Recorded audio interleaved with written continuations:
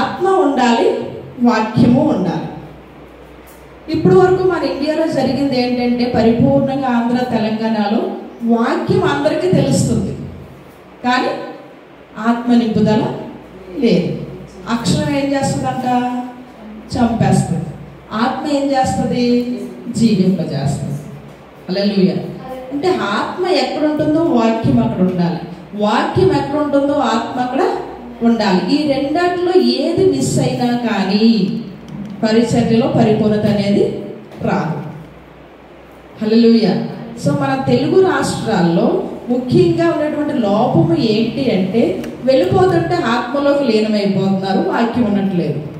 లేకపోతే వాక్యంలో పరిపూర్ణతలోకి వెళ్ళిపోతున్నారు, ఆత్మ ఉండట్లేదు. హల్లెలూయా. అసలు ఆ వాక్యాన్ని ఆత్మని ఎలాగ మనం ఒకే కోణం అంటే ఒకే వేలో కలిసి మనం వెళ్ళాలి. హల్లెలూయా. వాక్యము ఉండాలి, పరిశుద్ధాత్మ దేవుడు కూడా మనతో ఉండాలి. రెండు కలిసి మనం ఏం చేయాలి? దేవుని ముందు మనకు మనము కట్టుకోవాలి, మనకి మనము కట్టుకోవాలి దేవుని యొక్క వాక్యములో పరిశుద్ధాత్మనితో. హల్లెలూయా. సో దేవుని వాక్యం మనం చదువుతూ ఉన్నప్పుడు సభలు చూడండి, దేవుడు కొత్త నిబంధన గ్రంథంలో యేసు ప్రభువు వారు 2 ఆజ్ఞలు ఇచ్చారు. ఏంటి 2 ఆజ్ఞలు? నీ పూర్ణ హృదయంతో, నీ పూర్ణ మనస్సుతో, నీ పూర్ణ బలముతో నీ దేవుడైన యెహోవాను మీరు సేవించాలి, అలాగే నిన్ను వలె నీ పొరుగు వారిని ప్రేమించాలి. ఎంతమందికి తెలిసి వాక్యం? చిన్నపిల్లలు మీకు తెలుసా? యేసు ప్రభువు వారు 2 ఆజ్ఞలు ఇచ్చారు. ఏంటి ఆజ్ఞలు? నీ పూర్ణ మనసుతో, నీ పూర్ణ బలముతో, నీ పూర్ణ ఆత్మతో నీ దేవుడైన యెహోవాను సేవించాలి. రెండోది నిన్ను వలె నీ పొరుగు వారిని, చెప్పండి, నిన్ను వలె నీ పొరుగు వారిని ప్రేమించాలి. రెండు ఆజ్ఞలు కదా ఇవి. ఇదేంటి? వాక్యం. అందరికీ తెలుసుగా ఈ వాక్యము? ఎవరైనా తెలియని వాళ్ళు ఉన్నారా? దేవుణ్ణి ఆరాధించాలి, ఇతరుల్ని ప్రేమించాలి, యేసు ప్రభు వారు చెప్పారు. ఇది వాక్యం. మరి దీన్ని ఆత్మలోకి ట్రాన్స్ఫర్ చేయాలంటే ఎలా? వాక్యం మనకు తెలుసు. ఇప్పుడు ఈ తెలిసిన వాక్యాన్ని ఆత్మతో పరిపూర్ణత కలిగి వెళ్ళాలి అంటే, ఇప్పుడు వాక్యము ఆత్మదేవుడు రెండు కలిపి వెళ్ళాలంటే ఏం చేయాలి? హల్లెలూయా. సో దేవుడు చెప్పిన మాటని మనలోనికి స్వీకరించి ఏం చేయాలి? ముందు మనము పాటించాలి. హల్లెలూయా. ఏం చేయాలి? ముందు మనము పాటించాలి. దేవుడు ఏం చెప్పాడు? నీ దేవుడైన యెహోవాను సేవించాలి, ఆరాధించాలి అని చెప్పారు. సో మనము ముందు మన ఆత్మలోకి ఆ వాక్యాన్ని పంపించాలి. మనము ముందు దాన్ని ప్రాక్టీస్లోనికి పెట్టాలి. నిన్ను వలె నీ పొరుగు వారిని ప్రేమించు అంటే వాక్యము క్రియారూపము దాల్చినప్పుడు ఆత్మరూపంలోనికి మార్చబడుతుంది. హల్లెలూయా. ఏ వాక్యం అయితే మనం విన్నామో ఆ వాక్యం ఏమవ్వాలి? క్రియారూపము దాల్చాలి.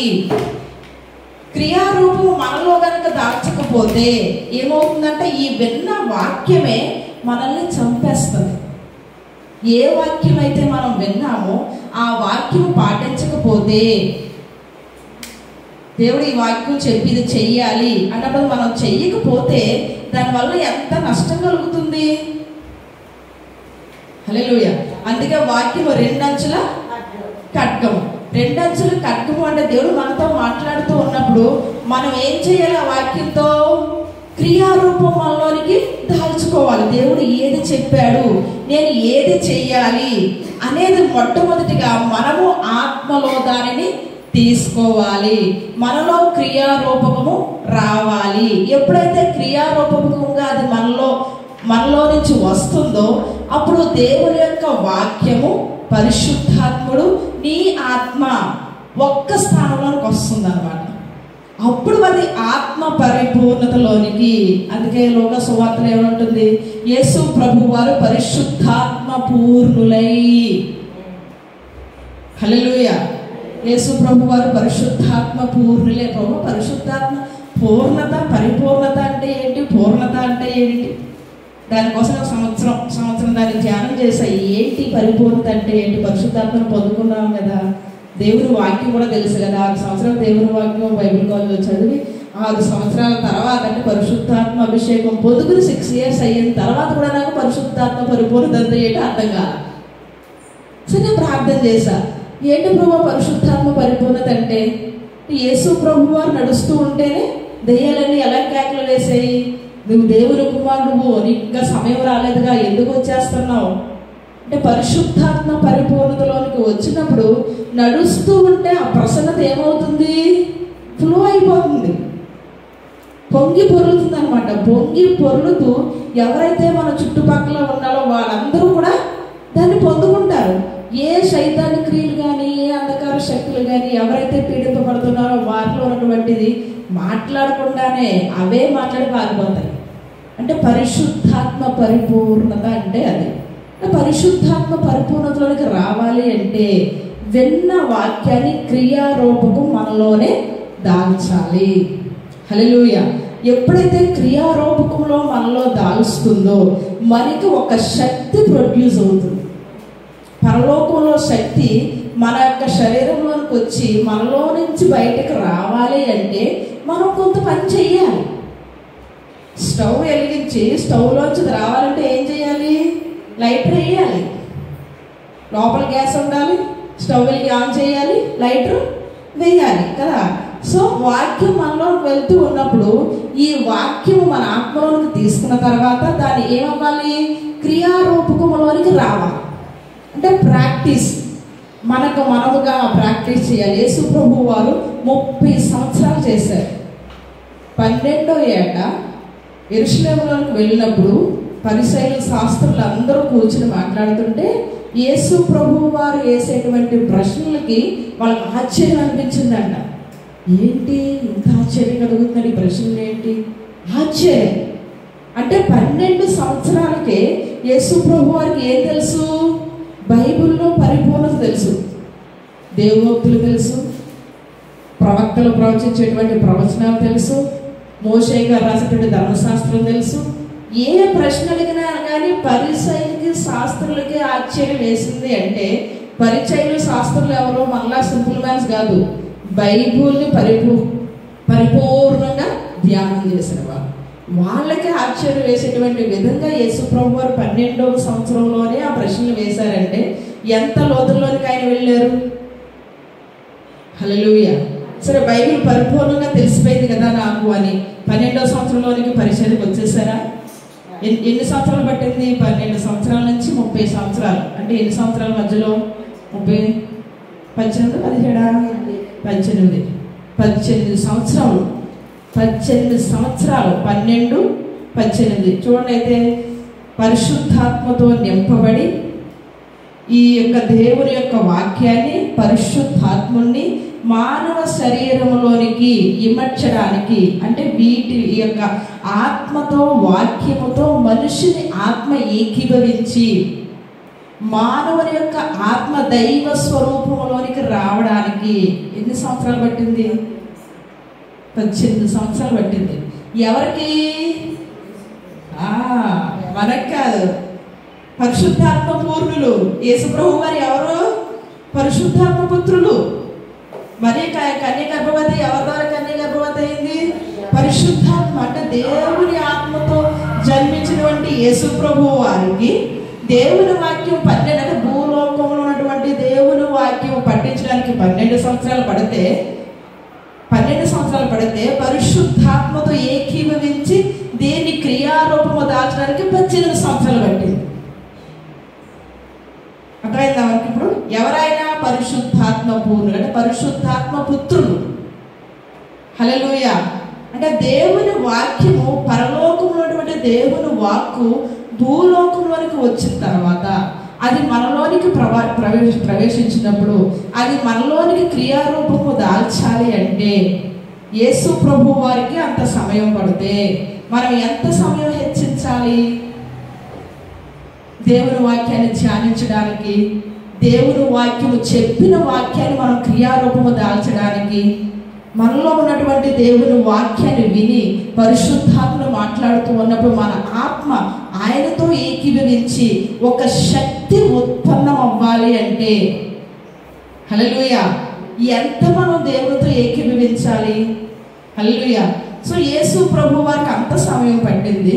అలా అయితే 30 సంవత్సరాల వరకు అలా చేయాల్సిందేనా? దేవుడు దాన్ని కూడా రెడ్యూస్ చేశారు. పెంతెకొస్తు దినం వచ్చినప్పుడు, పెంతెకొస్తు ఎప్పుడు యేసు ప్రభు వారు ఎప్పుడు చనిపోయారు? శుక్రవారం చనిపోయారు. శుక్రవారం చనిపోయి ఆదివారం లేచారు. ఆదివారం నుంచి పెంతెకొస్తు దినం వరకు 10 రోజులు. యేసు ప్రభు వారు తిరిగి లేచిన రోజు నుంచి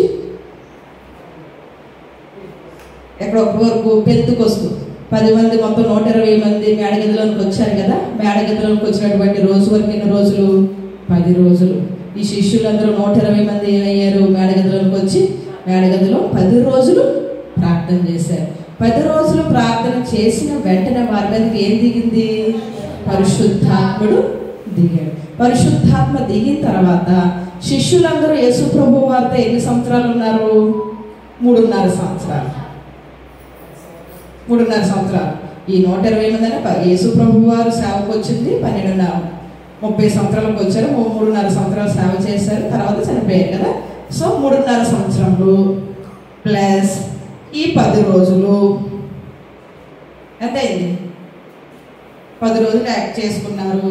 మళ్ళీ యేసు ప్రభు వారు భూలోకంలో ఎన్ని రోజులు ఉన్నారు? 40 రోజులు. చనిపోయిన తర్వాత భూలోకంలో ఎన్ని రోజులు ఉన్నారు? 40 డేస్. ఓకేనా? 40 రోజులు ఉన్నారు. అంటే 3.5 సంవత్సరాలు యేసు ప్రభు వారు బోధించిన బోధంతా విన్నారు శిష్యులు. ఈ 120 మంది ఎవరైనా సరే శిష్యులు ప్రత్యేకంగా దేవుడు ఏర్పాటు చేసుకున్నారు కాబట్టి శిష్యులు అనుకుందాం. 120 మంది కూడా మేడగదిలో ఉన్నప్పుడు 120 మంది పరిశుద్ధాత్మ శక్తిని పొందుకున్నారు. అవునే కదా?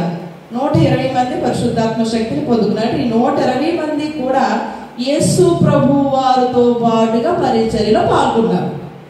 యేసు ప్రభు వారితో పాటు పరిచర్యలో పాల్గొకపోతే మేడగదిలోకి రాదు. హైదరాబాద్లో చాలా మంది ఉన్నారు. మీరే ఎందుకు వచ్చారు? మనకు కొంచెం కనెక్షన్ ఉంది కాబట్టి. అర్థమైందా? సో యేసు ప్రభు వారు శిష్యులు చేసుకుని 120 మందిని చేసుకున్నారు. 70 మంది అయ్యారు, 12 మంది అయ్యారు.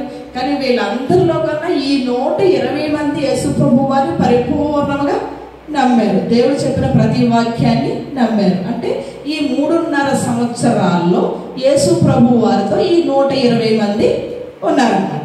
సో ఈ 120 మంది 3.5 సంవత్సరాలు ప్లస్ ఈ 10 రోజులు యేసు ప్రభు వారు లేచిన దగ్గర నుంచి పెంతెకొస్తు దినం వరకు 10 రోజులు. ఈ 10 రోజులు ఏం జరిగింది? ఈ 10 రోజులు ఏం జరిగిందంటే, ఎప్పుడైతే వీళ్ళు ఏమయ్యారు? ఒక మేడగదిలోకి వచ్చి ప్రార్థిస్తూ ఉన్నప్పుడు దేవుని ఆత్మ వారిలోనికి వచ్చింది. వచ్చిన తర్వాత వీళ్ళందరూ ఏమయ్యారంట? భాషలు మాట్లాడుతున్నారు. పెద్దగా భాషలు మాట్లాడుతున్నారు. ఆకాశం కింద ఉన్న వాళ్ళందరూ కూడా ఆ యెరూషలేము ప్రాంతానికి వీళ్ళందరూ వచ్చారు. వచ్చిన తర్వాత వీళ్ళ మాటలన్నీ విని ఏం జరుగుతుందో అక్కడని చెప్పి అందరూ పరుగున వచ్చేసారు. వచ్చిన తర్వాత ఎవరి భాషలో వాళ్ళకి చెప్పేస్తున్నారు. వీళ్ళు భాషలు మాట్లాడుతున్నారు. కానీ ఏ భాష మాట్లాడుతున్నారు?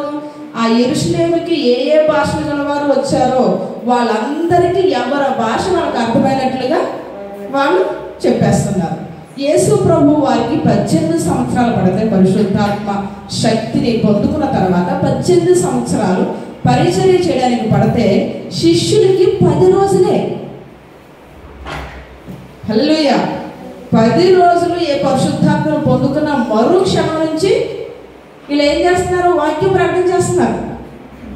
పరిశుద్ధాత్మ పొందుకున్న మొదటి రోజు నుంచి ఏమవుతుంది? 3000 మంది రక్షణలోకి వచ్చేసారు. హల్లెలూయా. అంటే యేసు ప్రభు వారు పడినంత కష్టంగా మనం చాలా సింపుల్ చేస్తున్నాం అంటే యేసు ప్రభు వారు మనకి. హల్లెలూయా, హల్లెలూయా. యేసు ప్రభు వారు ఒకసారి చప్పట్లు కొట్టండి గట్టిగా.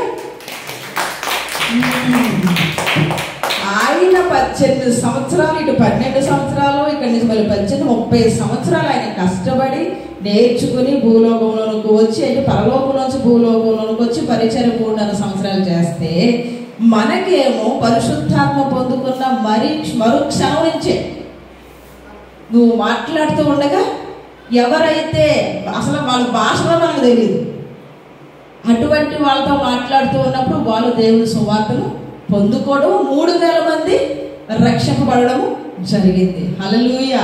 వీళ్ళు 3.5 సంవత్సరాలు యేసు ప్రభువుతో వాక్యాన్ని ఏం చేశారు? కళ్ళారా చూశారు, చెవులారా విన్నారు, మనసారా అనుభవించారు. హల్లెలూయా. ఈ 3.5 సంవత్సరాలు మనం ఏం చేయాలి? దేవుణ్ణి కనులారా చూడాలి, చెవులారా వినాలి, మనసారా అనుభవించాలి.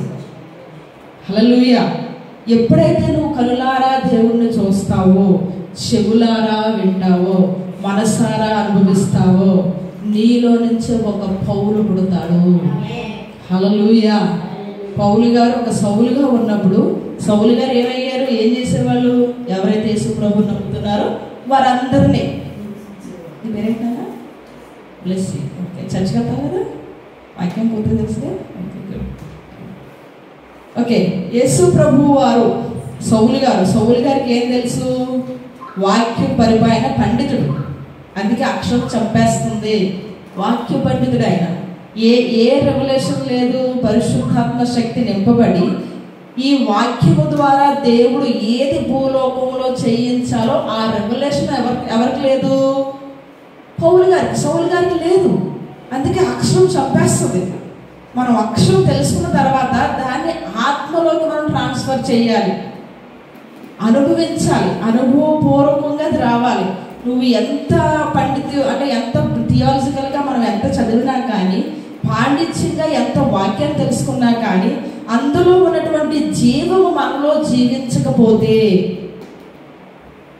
హల్లెలూయా, మనం ఏం చేస్తాము? మనం చనిపోవడమే కాకుండా పక్కను కూడా చంపేస్తాం. ఆయన చనిపోయాడు, ఆయన చనిపోవడమే కాకుండా ఎలాగైతే జీవించిన వాళ్ళందరినీ ఏం చేస్తున్నాడు? చంపించేస్తున్నాడు. దానికి కావలసినవన్నీ అధికారుల దగ్గరికి వెళ్ళి లెటర్ రాయించి మరి తీసుకుని వచ్చాడు. హల్లెలూయా. అప్పుడు దేవుడు దర్శనం ఇచ్చాడు. అంటే కనులారా దేవుని చూశాడు, చెవులారా దేవుణ్ణి విన్నాడు. హల్లెలూయా. దాన్ని హృదయపూర్వకంగా అనుభవించడానికి అరేబియా దేశం 3.5 సంవత్సరాలు వెళ్ళాడు. ఎవరినే కలవలేదంట. యెరూషలేములో ఉన్నటువంటి ఏ ఒక్క పోస్టులను కలవలేదు. నేను ఎక్కడికి వెళ్ళిపోయాను? అరేబియా దేశానికి వెళ్ళిపోయాను. అరేబియా దేశానికి వెళ్ళి అక్కడ 3 సంవత్సరాలు అసలు ఏంటిది అని నేను దేవుని యొక్క వాక్యాన్ని ఆత్మలోనికి రూపాంతరం, అంటే ఆత్మలోనికి దాని క్రియారూపము దాల్చినప్పుడు, హల్లెలూయా, అంటే మనలో ఏం జరగాలి? దేవుని యొక్క వాక్యము మనలో ఆత్మ రూపంలోనికి రావాలి. హల్లెలూయా. దేవుని యొక్క వాక్యం అంటే రూపాంతరము చెందాలి. అందుకే ఏమంటారు? నీ యొక్క మనస్సు రూపాంతరము చెందాలి. ఇప్పుడు వరకు ప్రతి ఒక్కరికి కొన్ని కార్యక్రమాలు, కొన్ని విషయాలు మనం పుట్టినప్పటి నుంచి ఏం చేయాలి, ఏం చేయకూడదు, చాలా ఆచరణలు మనకు ఉన్నాయి. కానీ దేవుని దగ్గరకు వచ్చిన తర్వాత ప్రతిదీ పాతవన్నీ గతించిపోవును, సమస్తమును నూతనము అంటారు. సో నూతనమైన జీవితంలోనికి వచ్చినప్పుడు మనం ఏం చేయాలి? మనం రూపాంతరం పొందాలి. నూతనమైన మనసును మనము అంగీకరించగలగాలి. హల్లెలూయా. ఈ పౌలు గారికి సౌలుగా ఉన్నప్పుడు దేవుని వాక్యం పరిపూర్ణముగా తెలుసు, కానీ ఆ యొక్క వాక్యము ఆత్మ రూపంలో అయిన అంగీకరించలేదు. జ్ఞానం వరకు మాత్రమే ఉండిపోయింది. ఈ జ్ఞానం ఏం చేసింది? మనుషుల్ని చంపేసింది. హల్లెలూయా. మన జ్ఞానము, మన అనుభవము దేవుని బిడ్డలను బ్రతికించలేదు. ఎప్పుడైతే మన జ్ఞానాన్ని ఉపయోగించి, మన అనుభవాన్ని ఉపయోగించి, దాని ప్రకారము వాక్యాన్ని తీసుకుని అది మనం బోధిస్తే మనుషులు ఏం చేస్తామంట? చంపేస్తాం. మనం చనిపోవడమే కాకుండా మనతో సహవాసం ఉన్న వారిని కూడా మనం ఏం చేస్తాము? చంపేస్తాం. హల్లెలూయా. అది సౌలు గారి జీవితంలో జరిగింది. హల్లెలూయా. సో ఆ జీవితంలో నుంచి యేసు ప్రభు వారి జీవితంలోనికి రావాలి అంటే యేసు ప్రభు వారిని ఏం చేయాలంటే కనులారా చూడగలగాలి. ఎలా చూడాలి కనులారా? ఎలా చూడాలి కనులారా? అందరూ కళ్ళు మూసుకోండి ఒకసారి. మూసుకున్నారా? అందరూ కళ్ళు మూసుకున్నారా? ఓకే, కళ్ళు తెరవండి. ఇప్పుడు నేను ఒక పని చేశాను, ఏం చేశానో చెప్పండి. తెలీదా? ఎవరికి దర్శనం వచ్చేది లేదా? దర్శనాలు కళల్లో ఏం కనిపిస్తలేవా? ఏం చేశారు నన్ను?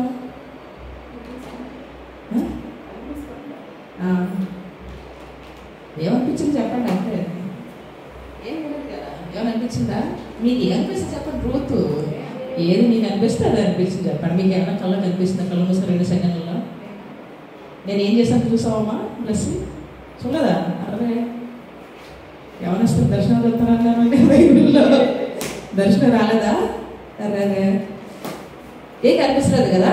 అసలు ఇప్పుడు అందరూ చూడండి, చూస్తూ ఉంటాను. ఓకేనా? ఏం చేశాను చెప్పండి. ఏం చేస్తున్నాను రా చెప్పండి. ఏం చేస్తున్నాను? ఓపెన్ చేశాను కదా. ఏం చేస్తున్నాను? తిప్పుతున్నాను కదా. వస్తున్నానా? మళ్ళీ ఏం చేశాను? చేస్తానా? రా ఇప్పుడు ఏం చేశాను? పెట్టేశానా? కళ్ళు తెరిచి చూస్తే ఎంత ఈజీ చూడండి. కళ్ళు మూసుకుంటే నాకు దర్శనం వచ్చింది, కళ్ళు వచ్చింది, ఇవి వచ్చినాయి, ఇవి వచ్చింది. కళ్ళు తెరిచి చూస్తే దర్శనం కూడా అవసరంలా, ఈజీగా. అందుకే యేసుప్రభు వారు ఏమంటారు? నా తండ్రి ఏమి చేయుచున్నాడో అది నేను చూచి అదే మీకు నేను నేర్పిస్తున్నాను, చెబుతున్నాను. హల్లెలూయా. ఎలా చూడాలి? చూడ కూడా రావాలిగా. ఎలా చూడాలి? ఎలా వినాలి? హల్లెలూయా. యేసు ప్రభు వారు ఏది మాట్లాడినా కానీ పాత నిబంధన గ్రంథంలో దేవుని వాక్యాన్ని తీసుకునే మాట్లాడారు. వాక్యాన్ని ఆయన చదవడం కాదు, చూడడం నేర్చుకున్నారు. ఇజ్రాయేలు ప్రజలు ఎక్కడి నుంచి? ఐగుప్తు నుంచి కానాను దేశానికి వస్తున్నాం. 40 సంవత్సరాలు. ఎంతమంది? 6 లక్షల మంది కాలుబలం కదా. 6 లక్షల మంది కాలుబలం. యేసు ప్రభు వారు ఈ యొక్క ఇజ్రాయేల్ యొక్క హిస్టరీ చదువుతూ ఉన్నప్పుడు ఆయన ఏం చూశారు? ఓకే, ప్రతి మనిషి కూడా రొట్టె వల్ల జీవించడు. ఎవరి వల్ల జీవిస్తాడు? దేవుని మాట. దేవుడు మాట్లాడితే ఎర్ర సముద్రం 2 పాయలు ఇబ్బంది. దేవుడు మాట్లాడితే వాళ్ళకి ఎన్ని సంవత్సరాల భోజనం లేదు. అసలు వాళ్ళు వేసుకున్నటువంటి చెప్పులు ఏమన్నదంట? అరగలేదు. బట్టలు చెరగలేదు. అసలు మాయ లేదంట. హల్లెలూయా. ఆకాశం నుంచి మొన్న 40 సంవత్సరాలు. ఇప్పుడు మేము 10 మందిని పెట్టాలంటే ఎక్కడెక్కడో 10 రోజుల నుంచి అది ఇది ఇది అది చివరి వరకు కూడా ఆలోచిస్తానే ఉండవలసింది. ఎంత ఇది లేదా? చిన్నది లేకపోయిన పని ఎంతమందికి? హల్లెలూయా. అంటే అక్కడ అర్థం ఏంటి? దేవుడు ఒక మాట సెలవిస్తే అన్నీ సమకూర్చబడతాయి. హల్లెలూయా. ఇది రా అంటే అక్కడికి వచ్చేస్తుంది అనమాట. అంటే దేవుని మాటను బట్టి మనిషి జీవిస్తాడు. నువ్వు తిన్న రొట్టెను బట్టి కాదు. ఏలియా గారు కరువు కాలంలో ఒక రొట్టె అంట రోజుకి, ఒక చిన్న పీసు. ఎన్ని సంవత్సరం? 3.5 సంవత్సరాలు జీవించాడు అయ్యగారు. హల్లెలూయా. అంటే మనము జీవించేది ఇప్పుడు కొంతమంది ఎవరు మన సినిమా యాక్టర్లు కూడా ఉన్నారు, కావాల్సిన తినవచ్చు కదా, కానీ చాలామంది సూసైడ్ చేసుకున్నారు. అంత ఆస్తి, అంత పేరు ఉన్నటువంటి వాళ్ళు ఎందుకు అన్నీ ఉన్నా కానీ ఎందుకు సూసైడ్ చేసుకోవాల్సి వచ్చింది? మనిషి రొట్టె వల్ల మాత్రము కాదు కానీ దేవుని మాట వలన జీవించింది. యేసు ప్రభు వారి యొక్క ధ్యానం అది. హల్లెలూయా. అది ఎక్కడుంది? పాత నిబంధన గ్రంథంలో చదువుతూ ఉన్నప్పుడు ఓకే అంటే ఏ మనిషి కూడా తను తిన్న దాన్ని బట్టి కానీ తను జీవిస్తున్న దాన్ని బట్టి కానీ జీవించడు.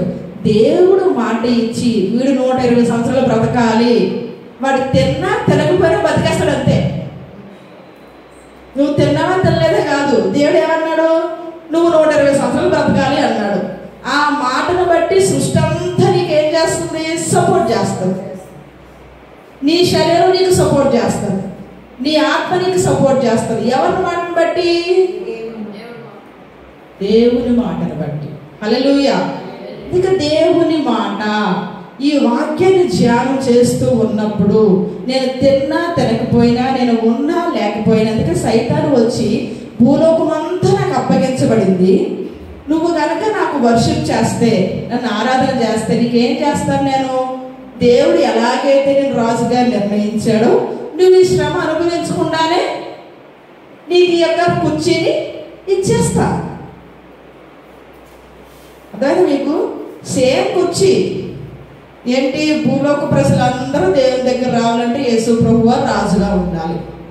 సైతాన్ని తీసేసి యేసు ప్రభు గారిని పెడితే ఇవన్నీ మనమంతా దేవుని సొత్తు అయిపోతాం. వీడేమన్నా నేను తప్పిపోతాను, నేనే వచ్చేస్తాను, తప్పుకెళ్ళిపోతాను. దేవుడు కూడా అదే నీకు ఆఫర్ చేశాడు, నేను కూడా అదే ఆఫర్ చేస్తున్నాను. నువ్వు సిలువ చెక్కకుండా నేను వెళ్ళిపోతాను వెనక్కి. దేవుడు ఎలాగైతే నీకు రాజు చేస్తానని నేను అదే పదవి నీకు ఇస్తున్నాను. నువ్వు చేయాల్సింది ఏంటి? నా కాళ్ళు మొక్కాలి. అర్థమైందా మీకు? హల్లెలూయా. సేమ్ కుర్చీ వీడు ఆఫర్ ఇచ్చాడు, దేవుడు చూపించాడు. యేసు ప్రభు వారు దేన్ని ఎంచుకున్నారు? సైతాను అనే దేవుడని యెహోవాను తప్ప ఎవరిని సేవించడానికి వీలు లేదు. పోరే అర్థం నుంచి. హల్లెలూయా. అంటే దాని అర్థం ఏంటి? దేవుడు మాట పలికితేనే ఏదైనా జరుగుతుంది. నిజమే, అది నీ చేతుల్లోనే ఉంది, సైతాను చేతుల్లోనే భూమి ఉంది. నిజమే, అది నిజం. కానీ సత్యం అది కాదు. ఏది నిజం? సైతాను చేతుల్లో భూమి ఉండడం నిజమే. ఆదాము తప్పు చేసి సైతానికి అప్పగించేశాడు. కానీ సత్యం అది కాదు. ఈ సత్యానికి నిజానికి డెఫినేషన్ మన ఇజకియా గారు చెప్పారు. సత్యానికి నిజానికి డెఫినేషన్ ఏంటబ్బా అనుకున్నాను నేను. ఆ డెఫినేషన్ చెప్పగానే భలే ఆశ్చర్యం అనిపించింది. ఏంటో తెలుసా? సూర్యుడు మనం చూస్తున్నాం కదా, ఎక్కడ ఉదయిస్తాడు? ఉదయాన్నే ఎక్కడ అస్తమిస్తాడు? పరమటి, అంటే తూర్పును ఉదయించి పరమటికి వస్తాడు. అది నిజమే కదా, అందరూ చూస్తున్నారా? కళ్ళారా చూస్తున్నారా? కానీ సూర్యుడు అక్కడే ఉంటాడు, సూర్యుని చుట్టూ భూమి తిరుగుతాడు కదా. సూర్యుడు అక్కడే ఉంటాడంట, అక్కడ కథలు అసలు తూర్పున ఉదయించడం, పరమాన్ని అస్తమించడం. కానీ మనం కళ్ళతో చూస్తున్నాం, రోజు చూస్తున్నాం. దాన్ని చూసిన దాని ప్రకారమే వాస్తులు, ఇల్లు కట్టుకోవడం, సూర్యునికి ఎదుర్కొంటే ఇల్లు కట్టాలి, పరమటికి ఇలా వెళ్ళాలి, అది నిజం. కానీ సత్యం ఏంటంటే సూర్యుడు అలాగే ఉంటాడు, కథలు అసలు సూర్యుని చుట్టూ. అది మన కంటికి కనిపించట్లా, కానీ సత్యం అది. సత్యానికి నిజానికి డిఫరెన్స్ అంటారు. నాకు భలే ఆశ్చర్యం అనిపించింది. నిజమే ప్రభువా, కళ్ళతో చూసేయండి సత్యాలు కాదు. ప్రతిరోజు లేచిన వెంటనే కళ్ళతో చూస్తున్నాం దాన్ని. వస్తాడు, పడుకున్నాడు, మళ్ళీ ఈవినింగ్ చూస్తాం కదా. కానీ అది సత్యం కాదు, కళ్ళ ముందు కానీ సత్యం కాదు. హల్లెలూయా. సో యేసు ప్రభు వారు కూడా పరలోకమైనటువంటి సత్యం ఏదో తెలుసు, అందుకే నేనే సత్యము. భూలోకములో నిజము అని చూపించేది ఏదో కూడా ఆయనకి తెలుసు. హల్లెలూయా. ఎలా ఈ రెండాటికి డిఫరెన్స్ తెలిసింది అంటే వాక్యాన్ని ఆత్మరూపములో చూడగలిగారు. హల్లెలూయా. వాక్యం చదువుకుంటే వెళ్ళిపోవడం కాదు, వాక్యాన్ని ఏం చేయాలి? ఆత్మరూపములో, దృశ్య రూపములో మనము చూడగలగాలి. హల్లెలూయా. సో వాక్యాన్ని ఎప్పుడైతే మనము ఈ ఆత్మరూపములో, దృశ్య రూపములో చూడగలుగుతామో ఏ శక్తి కూడా నీ ఎదురుకు వచ్చి నిలబడలేదు. డైరెక్ట్ పాతాళలోకం అంతా నీ ముందుకు వచ్చేసినా కానీ నీలో ఉన్నటువంటి ఆ రెవల్యూషన్ ఏం చేస్తుందంట? ఆ సైతాన్ని ఎక్కడికి వెళ్ళవలసిన ప్లేస్కి ఆ ప్లేస్లోనికి పంపించేస్తుంది. హల్లెలూయా. అందుకే ఇప్పుడు లూసిఫరు, పరలోకంలో లూసిఫర్తో యుద్ధం చేసింది ఎవరు? మిఖాయేలు కదా. మిఖాయేలు ఎంత యుద్ధం చేసినా కానీ లూసిఫర్ ఓడిపోలేదంట. ఓడిపోబోతున్న మిఖాయేలుకి ఏం చేయాలో అర్థం కాక, నాలో ఉన్నటువంటి వాడు, నేను విశ్వసించినటువంటి వాడు, ఆ వెలుగు నీలోంచి తీసేసావు కాబట్టి ఆ వెలుగే నేను బయటికి పంపించేస్తుందని ఆయనలో ఉన్న వెలుగుని ఇలా చూపించగానే ఆ లూసిఫర్ ఆ వెలుగు తట్టుకోలేక పాతాళంలో వెళ్ళిపోయాడు. హల్లెలూయా. అంటే మైకల్ అంటే మిఖాయేలు యొక్క శక్తి బలము కాదది. ఎవరి బలం అది? ఎవరి వెలుగు అది? దేవుని యొక్క వెలుగు ఆ మిఖాయేల్లో ఉండడం వలన ఈ మిఖాయేలుకి ఇచ్చిన శక్తి బలము ఉపయోగించి ఎంత యుద్ధం చేసినా లూసిఫర్ తరపు నుంచి అందరూ కూడా యుద్ధం చేస్తున్నారు. యుద్ధం జరుగుతానే ఉంది. సో ఇద్దరు బలంగా, అంటే లూసిఫర్ కూడా దేవుడు తర్వాత దేవుడు శక్తి ఆయనకి ఇచ్చేసాడు. సో చేయడం వల్ల బలాలుగా జరుగుతుంది. చాలా యుద్ధం చేయకుండా మైకల్కి ఏమనిపించింది? వీడితో నేను పోటీ పడడం కన్నా దేవుడు నాలో ఉన్న శక్తిని ఒక్కసారి నేను చూపించానంటే అవుట్. హల్లెలూయా. అంటే మనం చేయాల్సింది ఏంటి? వాడితో మనం పోటీ పడవసరంలా. మనలో ఏ శక్తి ఉందో ఆ శక్తిని మనం పుంజుకొని ఆ శక్తిలో మనం నిలబడగలిగితే ఆ దేవుని యొక్క శక్తి ఏం చేస్తుంది? ఒక్క మాట మనం మాట్లాడవసరంలా. ఆ వెలుగు వాళ్ళగా పరిగెడతాడు. హల్లెలూయా. అందుకే పేతురు గారు నడుస్తూ ఉంటే నీడ పడి ఎంతమంది స్వస్థ పొందుకున్నారంట? నీడ పడి ఆ ప్రాంతంలో ఉన్న వాళ్ళందరినీ తీసుకొచ్చి అలా పరిచేస్తే పేతురు గారు నడుస్తూ ఉంటేనంట ఆ నీడ పడి అందరూ పేతురు గారు యేసు ప్రభు వారా ఇలా అలా మనిషే. పేతురు గారి కన్నా మనమే బెస్ట్. ఎందుకంటారు? చిన్న పిల్ల దగ్గర కూడా యేసు ప్రభు అంటే ఎవరో నాకు, మన దగ్గరకు వచ్చి ఎవరిని అమ్మానండి? యేసు ప్రభు మీకు తెలియదు అంటారా మీరు? అసలు సీఎం వచ్చి అన్నా సరే ఏమంటాం మనం? నువ్వు ఇచ్చా ఇవ్వకపోయినా మాకు సంబంధం లేదు, మాకు యేసు ప్రభు అంతే. అవునా కదా? అక్కడి నుంచి వచ్చాం మనం. ఎవరు ఎన్ని అనుకున్నా కానీ, ఎవరు ఏమన్నా కానీ యేసు ప్రభు నీకు తెలుసండి. యేసు ప్రభు నాకు తెలియపోవడం ఏంటి? ఏం మాట్లాడుతున్నావు నువ్వు? అసలు ఆయన లేకపోతే నేను ఎక్కడ ఉన్నాను అని కూర్చోబెట్టి క్లాస్కి యేసు ప్రభు కోసం ఎక్స్ప్లెయిన్ చేసి వారు పంపించారు. మరి పేతురు గారు ఏం చేశారు? చిన్న పిల్ల ముందు నువ్వు యేసు ప్రభు గారు తెలియవు కదా అంటే లేదు లేదు నా మీద ఆయన ఎంత గట్టిగా చెప్పాడు. హల్లెలూయా. అటువంటి పేతురు గారు నడుస్తుంటే నీడ పడితేనే అన్ని అనారోగ్యాలు పోతే దేవుని కోసం బలంగా నిలబడగలిగి ఎవరితోనైనా నేను యేసు ప్రభు నమ్ముతున్నాను ధైర్యంగా చెప్పగలిగేటువంటి శక్తి నువ్వు పొందుకున్నప్పుడు నువ్వు నడిస్తే కాదు, నీ నీడ పడితే కాదు, 6 కిలోమీటర్ల దూరంలో నీ యొక్క గాలి సోకితే చాలు. హల్లెలూయా. ఏ యొక్క అనారోగ్యమైనా పారిపోవలసిందే, ఏ యొక్క శక్తి అయినా పారిపోవలసిందే. అంత శక్తి ఈ జనరేషన్ దేవుడు మనకి అనుగ్రహించారు. హల్లెలూయా. ఆ శక్తి మనలో నుంచి పొంగి పొరలాలి అంటే, అది ఆ శక్తి మనలో నుంచి పొంగి పొరలి వ్యాప్తి చెందాలి అంటే ఎవ్వరూ దాన్ని ఆపలేరు. ఒక్కరు మాత్రం ఆపగలరు. ఎవరు చెప్పండి? ఎవ్వరూ ఆపలేరు. నీకు నువ్వే ఆపుకోగలవు.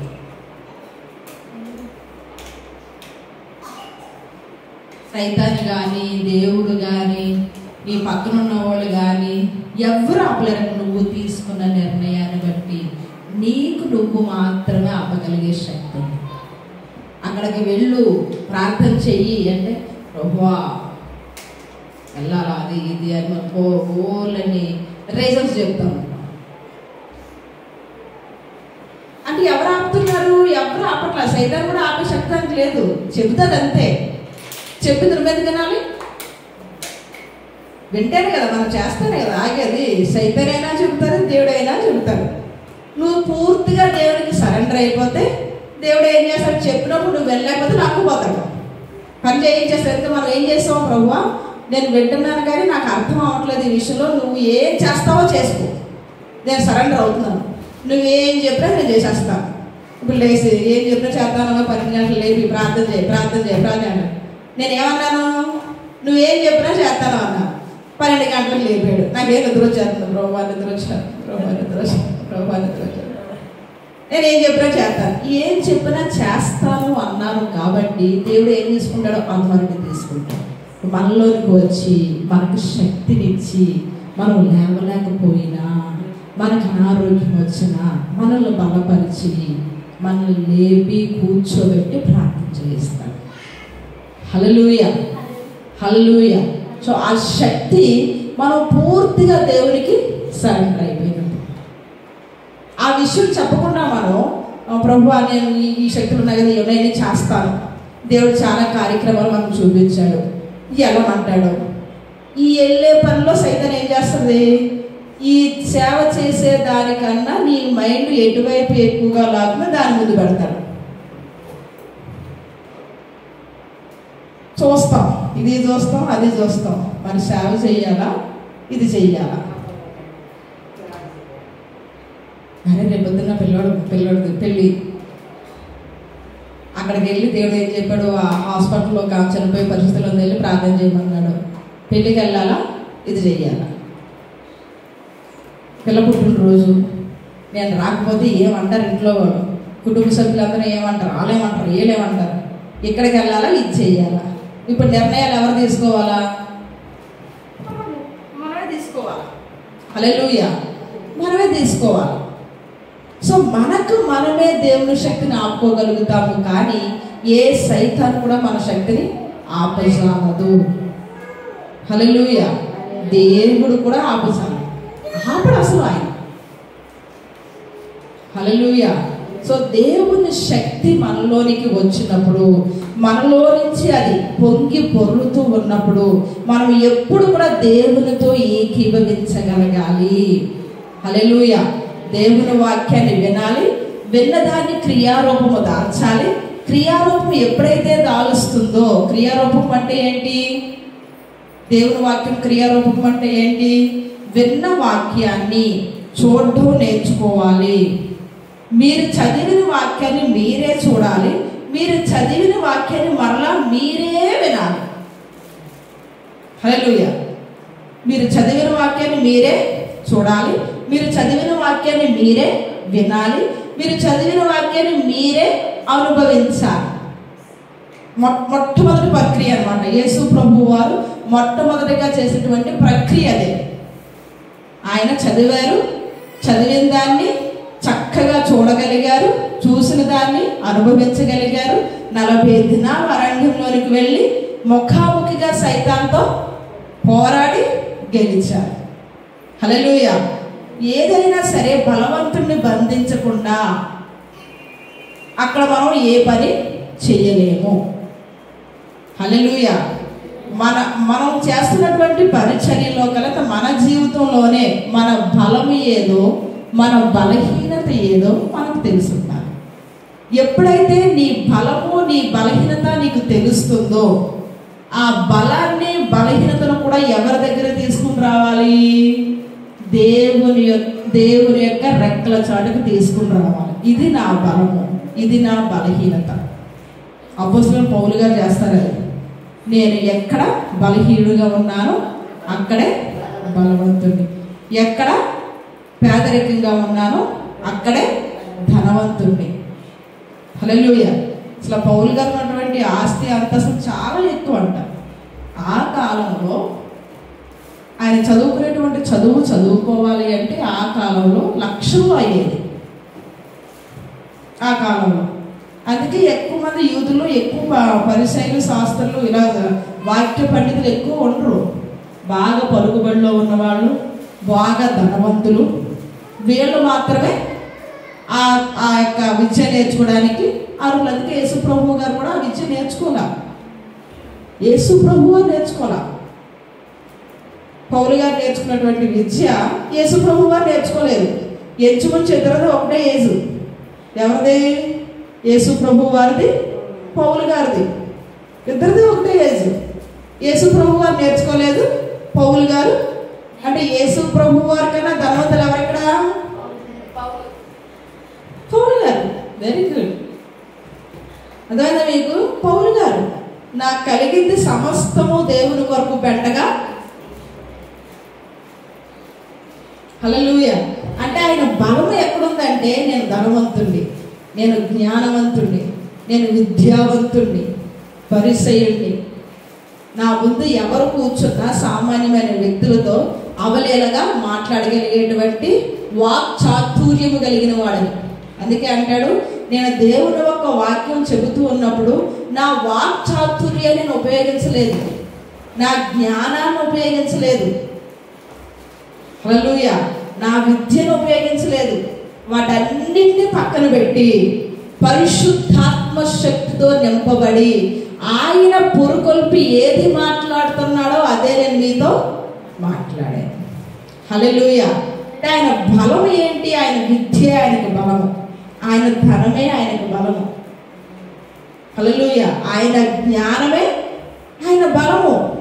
బలానంతటిని పక్కకి పెట్టేశాడు. ఇప్పుడు బలహీనం అయిపోయాడు. బలహీనం అయిపోయిన మాటలు ఎవరు వింటారు? బలహీనంగా ఉన్న వాళ్ళ మాటలు ఎవరు వింటారు? అసలు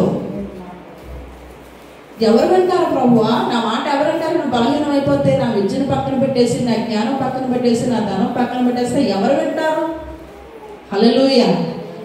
ఆ బలము పక్కన పెట్టి బలహీనంగా అవుతున్నప్పుడు, ఎక్కడ నేను బలహీనంగా ఉన్నానో దేవుని శక్తిని బట్టి అట్లా బలం పొందుకున్నాను. అంటే ఇప్పుడు పౌలు గారి యొక్క బలము ఎవరు? హల్లెలూయా. పరిశుద్ధాత్ముడు, ఆయన యొక్క వాక్యం. హల్లెలూయా. దేవుని వాక్యమే ఆయన బలం. ఇప్పుడు నిలబడ్డాడు. నేను ఎవరి తరపు నిలబడుతున్నాను? నేను విద్యావంతుని, అక్కడికి వెళ్ళి చదువుకున్నాను, నా కుటుంబం ఫలానా ఫలానా, ఇది కాదు. ఇప్పుడు నేను ఎవరిని అంటే సౌలుని, పౌలుగా మార్చబడ్డాను, పరిశుద్ధాత్మ శక్తితో నింపబడ్డాను, 3.5 సంవత్సరాలు అరేబియా దేశానికి వెళ్ళాను, పాత నిబంధన గ్రంథాన్ని పరిపూర్ణంగా చదివినప్పుడు యేసు ప్రభు వారి యొక్క రెవల్యూషన్ దేవుడు నా కళ్ళకి చూపించాడు. అది తప్ప మీ ముందు నేను ఏది మీకు చూపించట్లేదు. హల్లెలూయా. ఇది దేవుని యొక్క శక్తి మాత్రమే, ఇది పరిశుద్ధాత్ముని యొక్క వాక్కు మాత్రమే. ఇది నా జ్ఞానాన్ని బట్టు, నా ధనాన్ని బట్టు, నా విద్యను బట్టు వచ్చేటువంటి మాటలు కాదు. పరలోకం ఉన్నటువంటి దేవుని వాక్కుతో నేను నింపబడి నాలో నుంచి ఆయన మీతో మాట్లాడుతున్నారు. హల్లెలూయా. హల్లెలూయా. నాలో నుంచి ఆయన మీతో మాట్లాడుతున్నారు. నేను ఎలా ఉన్నానో మీరు కూడా అలాగే ఉండాలి. హల్లెలూయా.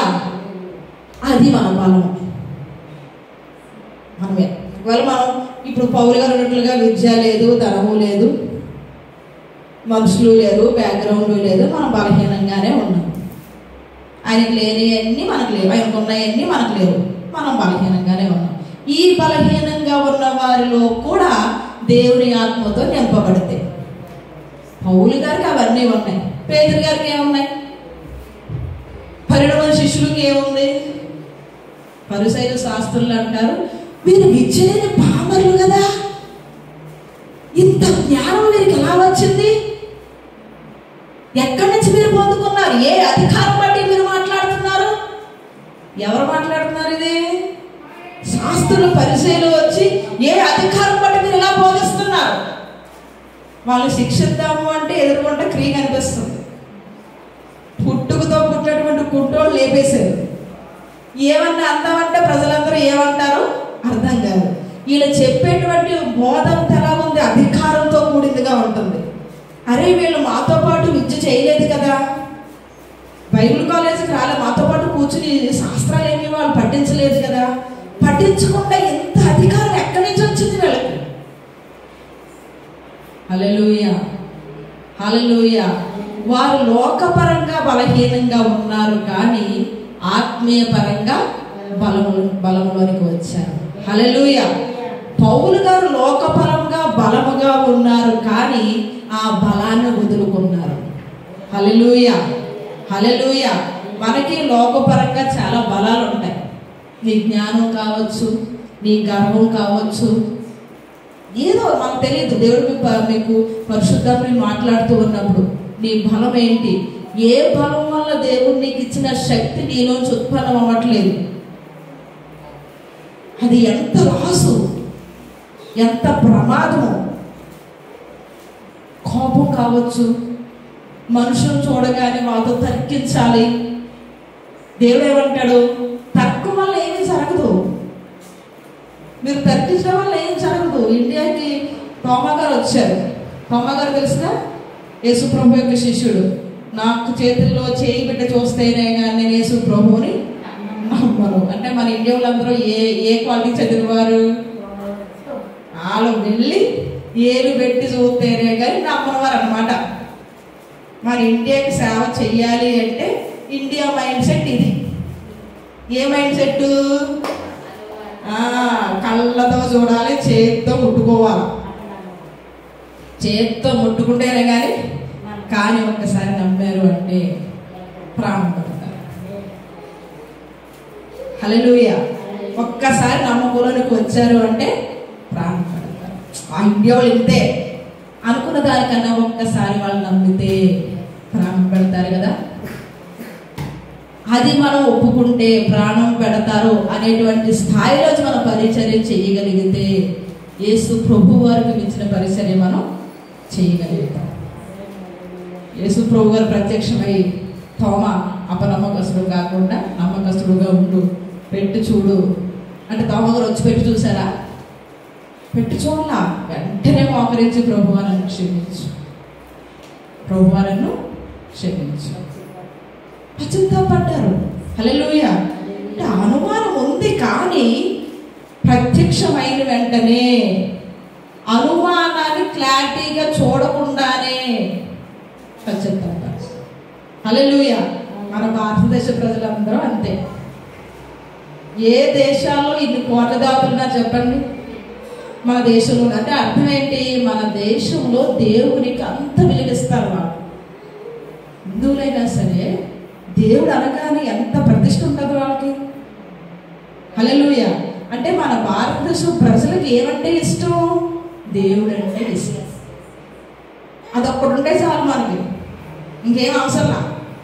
దేవుడు అంటే ఇష్టమైతే చాలు. మనం ఎవరో దేవుడు నిరూపించాలి. ఇష్టం లేకపోతే కష్టం. ముందు ఇష్టపడేలా చేయాలి, మళ్ళీ ఇంకో కూర్చు వెనకడు వేయాలి. ఇష్టపడేలా చేయాలి, వాళ్ళకి తెలియజేయాలి, అప్పుడు నిజమైన దేవుడు నడిపించాలి. వీళ్ళకి ఆల్రెడీ ఎవరంటే ఇష్టం? దేవుడు అంటే ఇష్టం. హల్లెలూయా.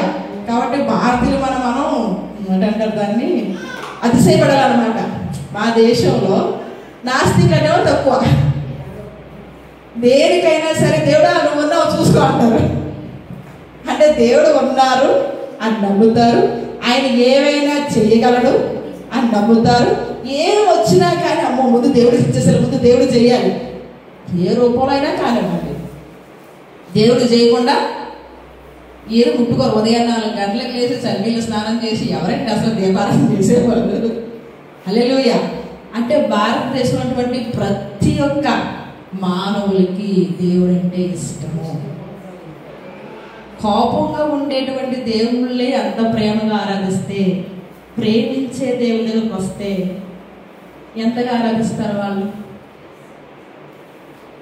అవునా కదా. మాకు అది ఇవ్వట్లేదు, ఇది ఇవ్వట్లేదు, మాకు కోళ్ళు కావాలి, కొమ్మలు కావాలి అని అడుగుతారు కదా. మిగతా వాళ్ళు ముక్కుకుంటారు కదా. ఆ ముక్కును తెచ్చకపోతే ఇంట్లో చంపేసి తీసుకెళ్ళిపోతాయి. అయినప్పటికీ భయం కలిగిన వాళ్ళని పూజిస్తారు, భయంతో పూజిస్తారు. అంటే అలా చేసినప్పుడు కూడా వాళ్ళకి అన్ని పూజ జరిపిస్తున్నారంటే మన దేవుడు ఎవరు? ప్రేమస్వరూపి. హల్లెలూయా. ఏదన్నా కష్టం వచ్చిన వెంటనే వాలిపోయి ఎవరినో దూతను పంపించడం కదా, ఆయన వచ్చేసేస్తారు. అబ్రహాం గారు ఏడుస్తుంటే 3 వచ్చేస్తారు భూలోకంలోకి. చెట్టు కింద కూర్చున్నప్పుడు వచ్చే సంవత్సరం నీ పిల్లలు పడతాడు అబ్బాయి అంటే అబ్రహాం గారు ఎంత దుఃఖం ఉంటుందో తెలుసా? లోతును కొడుకుగా తీసుకుంటాడు. లోతు ఏమంటాడు? పెదనాన్న మరి నువ్వు నేను ఒకే ఇంట్లో ఉండలేకపోతున్నాం కదా, నేను వేరైపోతాను అంటాడు. అప్పటి వరకు అబ్రహాం ఏమో నా కొడుకు అనుకుంటాడు. ఇప్పుడు కొడుకు వెళ్ళిపోయాడు, ఇంకా దుఃఖం ఉండిపోయింది. నా కొడుకేడి? ఎవరికి నేను అనుకున్నది ఎవరు లేదు. ఎంత ఆస్తుంటే ఎంత జనం ఉంటే ఉపయోగం ఏంటి? నాకు ఎవరు లేరు, నా రక్త సంబంధం లేదు, బిడ్డలు లేరు. ఇది ఉండిపోయింది ఆయనకి. దుఃఖం వచ్చేస్తుంది. అది చూసి ఏ దూతనో పంపించి లేకుండా డైరెక్ట్గా ఆయనే వచ్చేసి మాట్లాడేసి తినేసి వచ్చే సంవత్సరం ఈనాటికి సారా చేతుల్లో. హల్లెలూయా. అట్టి దేవుణ్ణి భారతదేశం తెలుసుకుంటే భూలోకంలో భారతదేశం పరలోకంగా మార్చబడుతుంది. హల్లెలూయా. కన్ఫర్మ్ అది. ఎందుకంటే మన దేశంలో దేవుడు నమ్మినట్లుగా ఏ దేశంలో లేరు అసలు.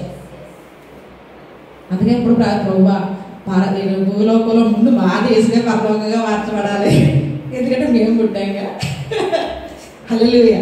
నేను పుట్టాను కాబట్టి నా దేశం పరలోకంగా మార్చబడాలి, అంతే.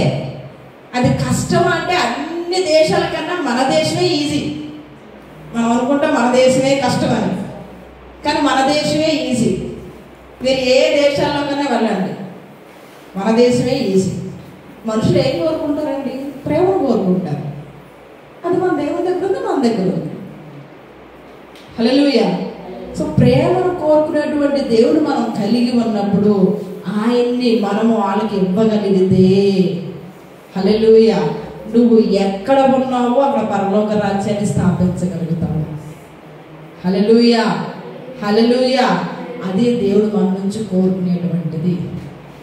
అసలు ముందు మనం వెళ్ళిన చోట పరలోకంగా మార్చబడాలి అంటే ముందు పరలోకాన్ని మనము అనుభవించాలి. ఏం చేయాలి? పరలోకాన్ని మనము అనుభవించాలి. మనం అనుభవించకుండా, మనలో లేకుండా ఇతరులకు ఎలాగ ఇవ్వగలుగుతాము? నేను సపోజ్ మీ దగ్గరకు వచ్చి 100 రూపాయలు ఇవ్వండి అని అనుకోండి. మీ దగ్గర ఒక 500 ఇస్తే 100 రూపాయలు ఇవ్వడానికి ఇబ్బంది. 1000 రూపాయలు ఉన్నాము, ఒక 10 రూపాయలు ఇవ్వను. 10 రూపాయలు సిస్టమ్ టక్ టక్ పని చేస్తారు, 10 రూపాయలే కాబట్టి. అవునా కదా? ఎందుకని? మీ దగ్గర 1000 రూపాయలు ఉన్నాయి, 10 రూపాయలు పెద్ద. అది నేను అడిగితే 10 రూపాయలు ఇవ్వడం అనేది 10 రూపాయలు ఎందుకు అని చెప్పి 100 రూపాయలు ఇవ్వచ్చు. ఎందుకంటే మీ దగ్గర ఇవ్వడం ఈజీ. అది మీ దగ్గరకు వచ్చి సరే నేనే అమ్మ 1,00,000 రూపాయలు ఇవ్వడం అనుకోండి, ఏం చేస్తారు? నేనంటే ప్రేమే, అభిమానమే, కానీ 1,00,000 రూపాయలు నా దగ్గర ఉన్నాయా? పక్కోళ్ళకి కూడా అప్పు చేసేస్తే ఏమవుతుందో, ఇస్తారు ఎవరు? ఎందుకని? మన దగ్గర లేదు కాబట్టి. అదే మీ దగ్గర 10 కోట్లు ఉన్నాయనుకోండి, వచ్చి అమ్మ ఒక 50 రూపాయలు ఇవ్వండి అని అనుకోండి, ఏమంటారు? 50 రూపాయలు అంటే మరీ చీప్గా అడుగుతారండి. 50 రూపాయలు రండి, అసలు ఏమైంది నీకు, ఏం జరిగింది, కూర్చొని ఫస్ట్ ఇప్పుడు మంచిగా తాగండి. ఏంటి 50 రూపాయలు అమ్మ, వాటర్ బాటిల్ డబ్బుల్లో 50 రూపాయలు ఎందుకు? అరే 50 రూపాయలు ఏంటమ్మా? టక్కున ఫోన్ తీసుకుంటాడు చేసి ఒక 10,000 వేసేస్తారు. ఎందుకంటే మీ దగ్గర ఎన్ని ఉన్నాయి? కోట్లలో ఉన్నారు మీరు. అర్థమైందా? సో మీకు కలిగిన దాంట్లో మీరు తక్కువ స్థాయిలో అడిగినప్పుడు మీరు ఈజీగా ఇచ్చేయగలుగుతారు. మీకు కలిగిన దాంట్లో మీరు అడిగితే దాని గురించి ఆలోచించాలి మనం కూడా. ఎందుకంటే అప్పుడు మనం కష్టపడిపోయిన తర్వాత నేను అప్పు చేసి 1,00,000 రూపాయలు ఇచ్చి ఏదో దేనిపోయేంత ఏదైనట్టయితే బాబు వీళ్ళకి మంచి చేద్దామని చెప్పి ఎవరిని అడిగి ఇచ్చాను, వాళ్ళు ఇవ్వట్లేదు. అర్థమైందా మీకు? దేవుని విషయంలో కూడా అంతే. పరలోక రాజ్యాన్ని నువ్వే అనుభవించకపోతే ఎలాగో నువ్వు ఇతరులకు సహాయం చేస్తావు? హల్లెలూయా. యేసు ప్రభు వారు అంటారు, పరలోక రాజ్యం మీ చేతుల్లోకి వచ్చి ఉన్నది. The Kingdom of God is at your hand. పరలోక రాజ్యం నీ చేతుల్లోనే ఉంది. అది నువ్వు అనుభవించకపోతే పక్కోళ్ళు చదివితే నువ్వేమిస్తావు? హల్లెలూయా. ముందు మనము అనుభవించాలి. హల్లెలూయా, హల్లెలూయా. సో పరలోక రాజ్యాన్ని మనం అనుభవించినప్పుడు, పరలోక రాజ్యం అంటే ఏంటి? భూలోకంలో ఎవరు ఉంటారు?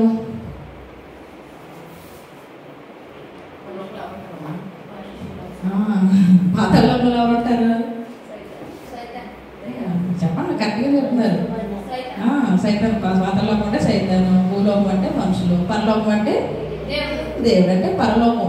దేవుడు ఎక్కడ ఉంటే అక్కడ పరలోకం, మనుషులు ఎక్కడ ఉంటే అక్కడ భూలోకం, సాతాను ఎక్కడ ఉంటే అక్కడ నరకం కదా. పరలోకంలో అటువంటి దేవుడు భూలోకంలో మన దగ్గరకు వచ్చినారు అనుకోండి, ఏమన్నట్టు ఇప్పుడు? హల్లెలూయా. అంటే ఇప్పుడు పరలోకము మన దగ్గరికి వచ్చేసింది. పరలోకమే మనతో జీవిస్తుంది. ఆయనతో నువ్వు ఏకీభవించగలిగితే భూలోకంలో పరలోకాన్ని అనుభవించగలుగుతావు అన్నమాట. హల్లెలూయా. అది ఒక క్రైస్తవునికి మాత్రమే సాధ్యం. భూలోకంలో పరలోకాన్ని అనుభవించేటువంటి భాగ్యము నీకు నాకు మాత్రమే దేవుడిచ్చాడు. హల్లెలూయా. అది మనము అనుభవించాలి ఫస్ట్, తర్వాత పక్కోళ్ళకి మనం నేర్పించగలగాలి. హల్లెలూయా, హల్లెలూయా. సో పరలోకాన్ని భూలోకంలోకి రప్పించాలి అంటే ఏం చేయాలని చెప్పాను? దేవుని యొక్క వాక్యాన్ని వినడమే కాకుండా క్రియారూపము దాల్చాలి. ఆ క్రియారూపము దాల్చేటువంటి ప్రక్రియే ఆత్మ నడిపింపు. హల్లెలూయా. దేవుని వాక్యం మనలోనికి వస్తుంది, అది క్రియారూపముకు దాల్చి ఎప్పుడైతే ముందుకు వెళుతూ ఉంటుందో వాక్యము ఆత్మ కలిపి మనలో పనిచేస్తున్నారన్నమాట. సో ఈ వాక్యం వింటూ వాక్యాన్ని వాక్యంలాగే ఉంచేసి వాక్యానుసారంగా మనం క్రియారూపము దాల్చకపోతే ఆ వాక్యం ఏం చేస్తుందంట? మనల్ని చంపేస్తుంది. అంటే ఆ విషయంలో పరలోక రాజ్యాన్ని మనం కోల్పోతాం. చంపేయడం అంటే చచ్చిపోయి సమాధి చేయబడడం కాదు. దేవుడు అన్నట్టుగా ఆదాం అవ్వతా పండు తింటే మీరు ఏమవుతారు? చనిపోతారా? చనిపోయారా? మహిమను కోల్పోయారు. అక్కడ అర్థమైందా మీకు? మాట వినలేదు, మహిమను కోల్పోయారు. అలాగే ఇప్పుడు దేవుని మాట మనలోనికి వచ్చి మనలో క్రియారూపము దాల్చకపోతే ఆ విషయంలో మనం దేవుని యొక్క మహిమను కోల్పోతాం. అర్థమైందా? మీకు క్లారిటీ వచ్చిందా? ఆ విషయంలో దేవుని యొక్క మహిమను కోల్పోతాం. అందుకే దేవుడు ఏమంటాడు? నా మాటను శ్రద్ధగా విని దాన్ని గైకున్నట్లయితే ఏం జరుగుతుందంట? నువ్వు ఇంట్లోంచి బయటికి వెళ్ళినా ఆశీర్వదింపబడతావు, బయట నుంచి లోపలికి వచ్చినా ఆశీర్వదింపబడతావు. నీ కంపంతా పొంగిపోతుంది, పొర్లుపోతుంది. నీ కుటుంబ సభ్యులందరూ ఆశీర్వదింపబడతారు. నీ మందలు, నీ ఇళ్ళు అన్నీ కూడా ఆశీర్వదింపబడతాయి. ఆకాశ వాకిలు తెరవబడతాయి. ధాన్యాలతో మీరు అందరూ నింపబడతారు. ఏం చేయాలంట? ఆయన వాక్యాన్ని శ్రద్ధగా వినాలి. ఎందుకని? చెయ్యాలి కదా. ఇప్పుడు కర్రీ చేయాలనుకోండి, ఎవరన్నా చేస్తున్నట్టున్నా చూడాలి, లేదా నేర్చుకున్నప్పుడు జాగ్రత్తగా వెళ్ళి నేర్చుకోవాలి. మొన్న ఒక వీడియో చూసాను నేను. ఆ వీడియోలో ఏంటంటే 3 తోటికోడళ్ళు ఉంటారు. అందులో ఒక ఆమెకి కర్రీ వండవచ్చు, 2 రాదు. అయితే ఈమె మీకు మాకు వండడం రాదు కాబట్టి వచ్చినామనేమో వంట చేయమంటారు. వీళ్ళిద్దరూ డ్యూటీకి వెళ్తారనమాట. సో వీళ్ళు ఏమంటారు? మేము డ్యూటీకి సంపాదిస్తున్నాము, నువ్వేం సంపాదిస్తున్నావు మేము చెప్పినట్టు వినాలి అనేసి అదొరికి చేస్తాను. ఈ వంటది సరే మీ పనులు మీరు చేసుకోండి, నా పని ఏం చేసుకుని మానేస్తుంది. వంటలు చేయడం రాదు కదా. సరే అని చెప్పి వేస్తూ ఉన్నప్పుడు ఆమె ఏం చేస్తుందో దాన్ని బట్టి మనం విని చేద్దామని ఇద్దరు డిసైడ్ అవుతారు. ఈ వంటగదిలో చేస్తే ఇది చూస్తారు, చూసంటది సరే నేను చెప్పిందంతా చేస్తుంది కాబట్టి సరే అని చెప్పి ఫస్ట్ ఆయిల్ వేయాలి, ఆయిల్ వేస్తుంది, ఆనియన్స్ వేయాలి, పచ్చిమిరపకాయలు అన్నీ వేయాలి అలా. ఇప్పుడు ఇది ఎగ్ కర్రీ కాబట్టి దీంట్లో 10 చెంచాలు కారం వేయాలి. ఎన్ని చెంచాలు? ఎలా ఉంటుంది కూర? చాలా బాగుంటుంది కదా. చక్కగా ప్లేట్ అన్నం పెట్టుకుని తినేయచ్చు కదా. అనగానే వాళ్ళు లెక్క పెట్టి ఇవేం చేసింది? జస్ట్ వేస్తున్నట్లుగా కారం కాకుండా స్పూన్తో 1, 2, 3 లెక్క పెట్టింది. వీళ్ళందరూ ఏం చేశారు? అది వేసేసారు. ఇంకో లచ్చ కూర్చున్నారు. హస్బెండ్స్ వస్తారుగా, కూర చాలా బాగా చేస్తుంది, ఒంట్లో కట్టగానే ఏమైంది? హల్లెలూయా. శ్రద్ధగా ఉన్నారన్నమాట 2 మాటలు. అర్థమైందా మీకు? తెలియకుండా శ్రద్ధగా విన్నారు. శ్రద్ధగా విన్నప్పుడు ఈ విషయం తెలియదు కాబట్టి ఏమైంది? కర్రీ అనేది పాడైపోయింది. కర్రీ కాబట్టి ఆ పూటకు పాడేసి ఇంకోటి తెచ్చుకోవచ్చు. జీవితం అయితే ఏమో డబ్బు వచ్చేస్తుంది.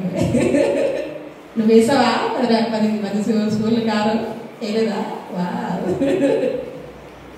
కర్రీ కాబట్టి సరిపోయింది. జీవితం అయితే అందుకే మాట ఏం చేయాలి? శ్రద్ధగా. హల్లెలూయా. మనం సైతాన్ మాటలు, ఇతర మనుషుల మాటలు శ్రద్ధగా వింటాం. ఆ మాటను పట్టుకుని వాళ్ళని పండుకుని పీడించి వాళ్ళు బయటికి లాగుతాం. ఎవరి మాట శ్రద్ధగా వినాలో, ఎవరి మాట వినకూడదో మనం తెలుసుకోవాలి.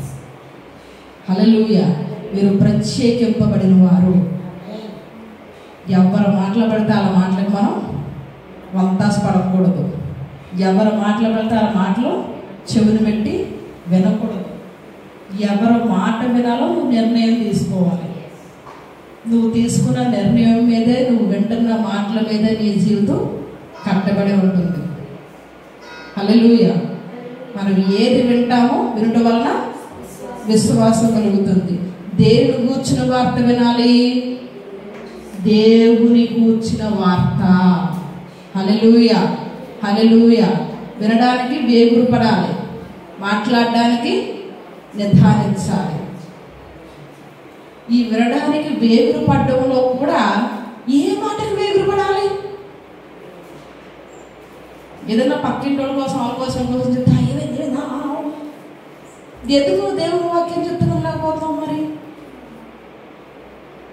హల్లెలూయా.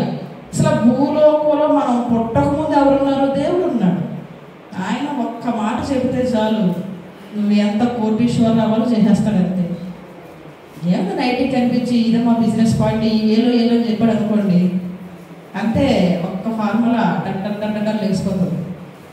హల్లెలూయా. ఈ పరిచర్య అంటే కదమ్మా, ఇలా చేయి, ఇలా వెళ్ళి వాళ్ళు అయిపోయింది, అయిపోద్ది అంతే. మనం ఎవరి మాటకు వేగురు పడాలి? దేవుని మాటకి వేగురు పడి ఆయన మాటకి చెవి ఎక్కితే దేవుడు ఏం చేస్తాడు? మనల్ని ఉన్నతమైన స్థానానికి ఎక్కిస్తాడు. ఆయన మనల్ని దేని కొరకు భూలోకంలో నియమించాడో దాన్ని మనకి అనుగ్రహిస్తాడు. హల్లెలూయా, హల్లెలూయా. అందుకే దేవుని మాటకి మనం శ్రద్ధ చూపించాలి. ఆయన మాట వినడానికే మనం వేగురపడాలి. ఫస్ట్ వినడం నేర్చుకోవాలి, శ్రద్ధ వినడం నేర్చుకోవాలి. ఎప్పుడైతే ఒక దాని మీద మనం శ్రద్ధ చూపిస్తామో ఖచ్చితంగా అందులో విజయం సాధిస్తాం. ఏ విషయం మీద నువ్వు శ్రద్ధ చూపిస్తున్నావో ఆ విషయం మీద విజయం నీదే. ఏ విషయం మీద నువ్వు శ్రద్ధ చూపించట్లేదు, ఎలాగ నువ్వు విజయం సాధిస్తావు? నీకే శ్రద్ధ లేనప్పుడు విజయం ఎలా నీ దగ్గరకు వస్తుంది? హల్లెలూయా. మనుషులు చెప్పేటువంటి మాటల మీద శ్రద్ధలు చూపించామంటే అందులో విజయం సాధిస్తావు. నువ్వు అలాగన్నావా నిరూపిస్తానేనంటే ఏదో చూడు, దాని మీద నీకు శ్రద్ధ ఉంది, ఖచ్చితంగా విజయం సాధిస్తావు. కానీ నీకు ఉపయోగం ఏంటి? నువ్వు అన్నావా తప్పని నిరూపించావు, నువ్వు నిజైతే నిరూపించావు, నువ్వు వాళ్ళు తప్పని నిరూపించు, నువ్వు నిజైతే నిరూపించావు, మాత్రం నువ్వు పరలోకం వెళ్ళిపోతావా? దేవుని వాళ్ళకి ఏమైనా పరిచయం చేయగలుగుతావా? లేదు కదా. సరే నిన్నే తప్పు అన్నారు, ఓకే, వాళ్ళే నిజైతేనారు, ఓకే, దేవుని గురించి ప్రకటించు వాళ్ళకి. నేను తప్పన్నా ఒప్పన్నా దేవుని మాటలు శ్రద్ధగా విని దేవుని మాటే నీ నోట వస్తే ఎవరైతే నువ్వు తప్పు అన్నారో వాళ్ళే చెప్తే నువ్వు నిరూపించుకో అవసరంలా. అమ్మ నేనే తప్పు చేశాను, నువ్వే కరెక్ట్, ఎందుకు అలా వచ్చేస్తుంది ఏమనుకోకు, వస్తారు, టైం పడుతుంది అంతే. హల్లెలూయా. కాబట్టి ఈ భూలోకంలో ఉన్న వాటి మీద మనం మనస్సు పెట్టి ఈ భూలోకంలో మనుషులు మాట్లాడే వాటి మీదే మనం ధ్యానం చేస్తే ఎంత మెమరీ లాస్ మనకి. ఆలోచించారు ఎప్పుడైనా? ఫోన్ ఉంటుంది కదా, ఫోన్లో ఎంత మెమరీ అని ఉంటుంది. చెత్త అంతా వేసుకున్నాం అనుకోండి, అసలు వచ్చినప్పుడు మనకి మెమరీ ఉంటుంది. ఆ మెమరీలో మొత్తం అందరి మెమరీలో పడేసుకున్నాం అనుకోండి, అప్పుడు దేవుడికి ఎక్కడ ఉంటుంది మెమరీ ఇవ్వడానికి? ఈ స్టోరేజ్ అంతా ఖాళీ చేసుకున్నాం అనుకోండి, అప్పుడు దేవుని నల్లని స్వరాన్ని నువ్వు క్లియర్గా వినగలుగుతావు. ఎందుకు వినలేకపోతున్నావు అంటే నీ మెమరీ ఆల్రెడీ మొత్తం ఫుల్ అయిపోయింది. ఇంకెవరి మాట వింటాం మనం? హల్లెలూయా. అందుకే ఏమంటాడు దేవుడు? ఒక ఇంటికి వెళ్ళాను, ఒక ఆమెను దెయ్యం పొగట్టేసాము, అంత శుభ్రంగా క్లీన్ చేసేసాను, మళ్ళా దెయ్యం వెళ్ళి తిరిగి 7 దెయ్యాలు పట్టుకుని వచ్చింది, అబ్బా భలే క్లీన్గా ఉంది ఇల్లు అని చెప్పి ఒక్క దెయ్యం పోయి 7 దెయ్యాలు తీసుకొచ్చింది అంటారు కదా. హల్లెలూయా. అర్థం ఏంటి? ఎప్పుడైతే దేవుని వాక్యం నీలోకి వెళుతుందో, సైతాని క్రియ ఎప్పుడైతే నీలోంచి తీసివేయబడుతుందో, అప్పుడు దేవుని వాక్యంతో ఇంకా నువ్వు నింపబడాలి. వాక్యం ఎంతోనే ఉండాలి. ఇలా వెళ్ళకుండా అది ఖాళీగా ఉంటే ఏ దెయ్యమైతే నీలోంచి వెళ్ళిపోయిందో మరలా స్నేహితులందరినీ తీసుకొచ్చి నీ మైండ్ అంతా ఏమవుతుందంట? ఖాళీగా ఉంది, వాళ్ళ లోపలికి అన్నీ వచ్చేస్తాయి. హల్లెలూయా. అందుకే దేవుని వాక్యంతో మనం ఏం చేయాలి? నింపబడాలి. మొట్టమొదటిగా మనం చేయాల్సింది దేవుని వాక్యాన్ని వినాలి, శ్రద్ధగా వినాలి. హల్లెలూయా. ఏం చేయాలి? శ్రద్ధగా దేవుని వాక్యాన్ని వినాలి. దేవుని వాక్యాన్ని పక్కన పెట్టేసి ఇతర వాక్యాలు వింటే ఏమవుతుంది? కూరలో కారం వేసినట్లుగా అవుతుంది అనమాట. ఎన్ని సిద్ధలు వేసారంట కూరలో? విన్నావా? 10 10 కదా. చెడ్డ మాటలు వింటే 10 కారాలు చెంచాలు వేస్తే చెంచాలుతో కారం వేశారు అనుకోండి, భర్త ఏం చేస్తాడు? మంచోడైతే చేయి కడిగేసుకుని పోతాడు, చెడ్డోడైతే దాగ తీసి మోకరికేసి కదా ఉంటుంది ఖచ్చితంగా. ఒకవేళ మనకు మనం కోపం ఉండి ఇదే కరీరా బాబా తీసి తప్పకుండా నేనైతే ఒకసారి ఇద్దరు కుర్రా నన్ను తిట్టుకోలేదుగా, నేనేగా చేసింది కానీ పక్కన పడేసి దాన్ని కొంచెంసేపు కూర్చొని అనవసరంగా చేశాను, టైం అంతా వేస్ట్ అయింది, ఎందుకు ఇలా చేశాను కదా. ఎంత టైం వేస్ట్ అవుతుంది మనకి. కాబట్టి చెడ్డ వాటికి మన చెవిని పెడచెవిని పెట్టాలి, మంచి వాటికి మన చెవిని వేగులు పెట్టేలాగా చేసుకోవాలి. దేవుని వాక్యాన్ని ఎప్పుడైతే మనం వింటామో, దేవుని వాక్యం ఎప్పుడైతే మనలో ప్రవేశిస్తుందో, అది క్రియారూపకము దాల్చినప్పుడు ఆత్మతో ఏకీభవిస్తుంది. హల్లెలూయా. మనము ఆత్మస్వరూపులము కాబట్టి, దేవుడు కూడా ఆత్మస్వరూపి కాబట్టి ముందు దేవుని వాక్యము ఆత్మరూపంలోనికి మారాలి. హల్లెలూయా. ఆత్మరూపంలోనికి మారి మన ఆత్మ ఈ వాక్య రూపకమైన ఆత్మతో ఏకీభవించినప్పుడు ఒక శక్తి ఉత్పన్నమవుతుంది. హల్లెలూయా. అదే దైవికమైన శక్తి, అతీతమైన శక్తి. మనిషి భూలోకంలో పరలోక రాజ్యాన్ని స్థాపించడానికి కావలసినటువంటి శక్తి, దాన్నే పరిశుద్ధాత్మ శక్తి. దేవుని శక్తి, మనిషి శక్తి భూలోకంలో ఏకమైతే సైతాను శక్తికి స్థానం ఎక్కడ? హల్లెలూయా. దేవుడు నిన్ను నన్ను అందుకే పిలుచుకున్నాడు. హల్లెలూయా. దేవుని వాక్యాన్ని విందుముగాక, విన్న వాక్యాన్ని క్రియారూపంలోనికి దాల్చదుముగాక, ఆత్మరూపంలోనికి దాన్ని తీసుకొచ్చి మన ఆత్మతో ఏకీభవించుదుముగాక. మన ద్వారా భూలోకంలో ముందు మనలో దేవుని రాజ్యము కట్టబడునుగాక, మన ద్వారా మన భారతదేశంలో దేవుని రాజ్యము కట్టబడునుగాక. హల్లెలూయా.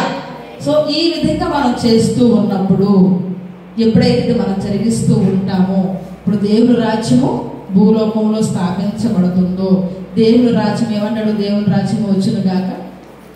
పరలోకమున మా తండ్రి వాక్యం అన్నదిగా. పరలోక ప్రార్థన చెప్పండి ఒకసారి.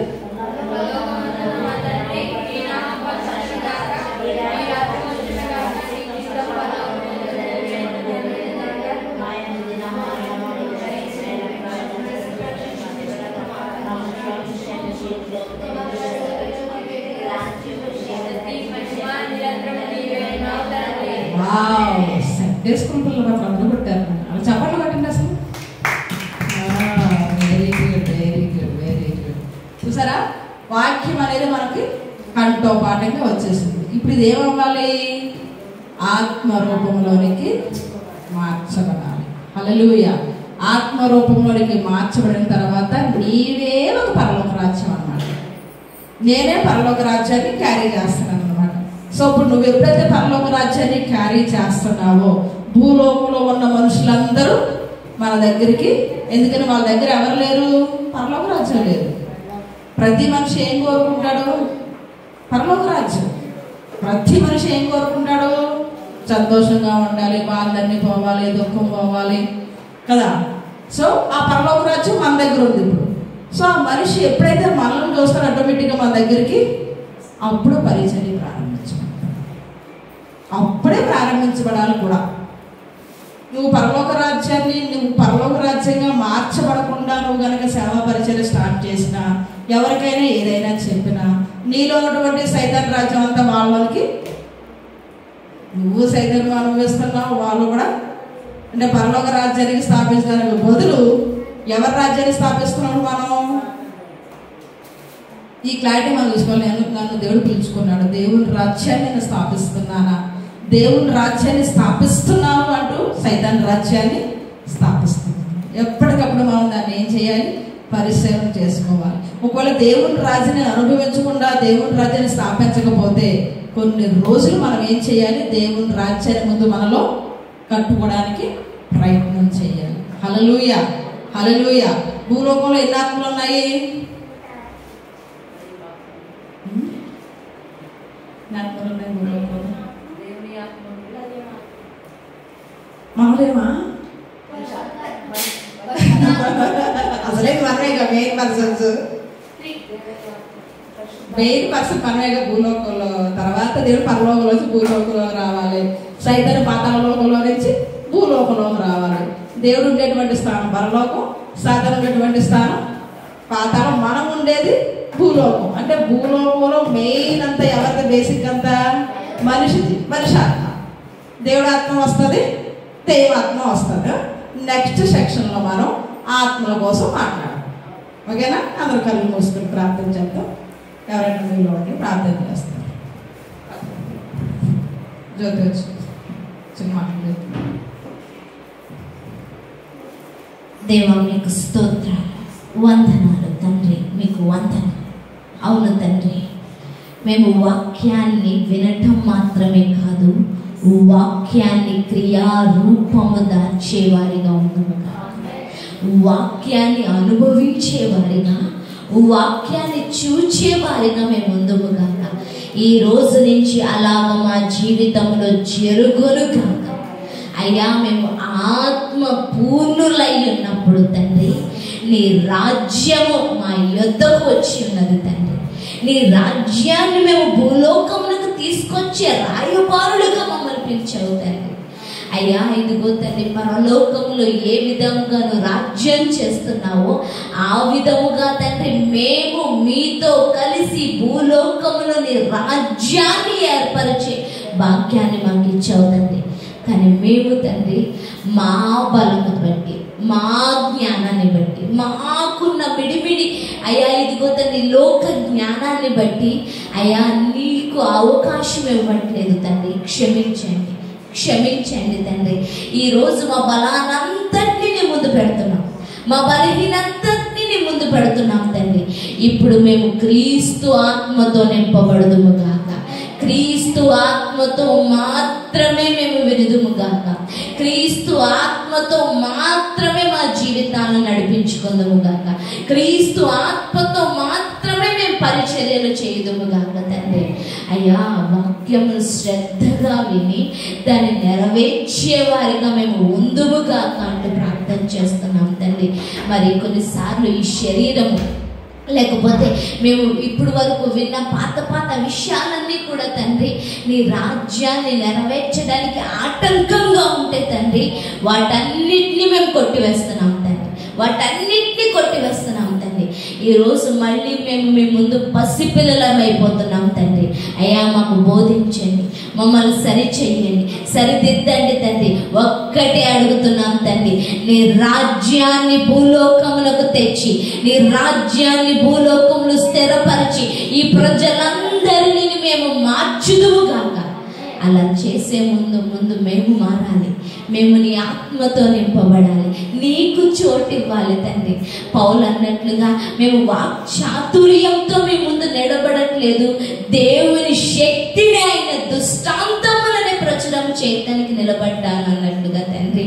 అయ్యా, ఇదిగో నేను అన్న విషయాన్ని అన్నింటినీ పక్కన పెట్టేసి తండ్రి, నా జ్ఞానం అన్నంతటినీ పక్కన పెట్టేసి తండ్రి, అయ్యా ఇదిగో నీవుతో నింపబడి తండ్రి మా జీవితాలు నడిపించుకోమని అడుగుతున్నాం తండ్రి. ఇక్కడున్న ఏ ఒక్కరి ఏకాగ్రత మిస్ అవ్వటానికి వీల్లేదు, కాన్సన్ట్రేషన్ మిస్ అవ్వటానికి వీల్లేదు తండ్రి. అందరూ కాన్సన్ట్రేషన్ నీ వాక్యం మీద నీ ఆత్మతో ఉండి తండ్రి వారిని తమ్మును తాము వాక్యముతో నీ ఆత్మతో నింపుకొని తండ్రి అయ్యా నీ రూపంలోనికి మార్చబడదుము గాక. అలా నడిపించమంటూ నీ సన్నిధి కిందకు వస్తూ యేసు నామంలో ప్రార్థిస్తున్నాము తండ్రి. ఆమేన్, ఆమేన్, ఆమేన్. దేవుని నామానికి మహిమ కలుగును గాక. మనం బ్రేక్ తీసుకుందాం, టీ బ్రేక్ తీసుకుందాం. తర్వాత మళ్ళీ సెషన్ ఉంటుంది. తర్వాత వెంటనే త్వరగానే భోజనానికి మనం వెళ్దాం.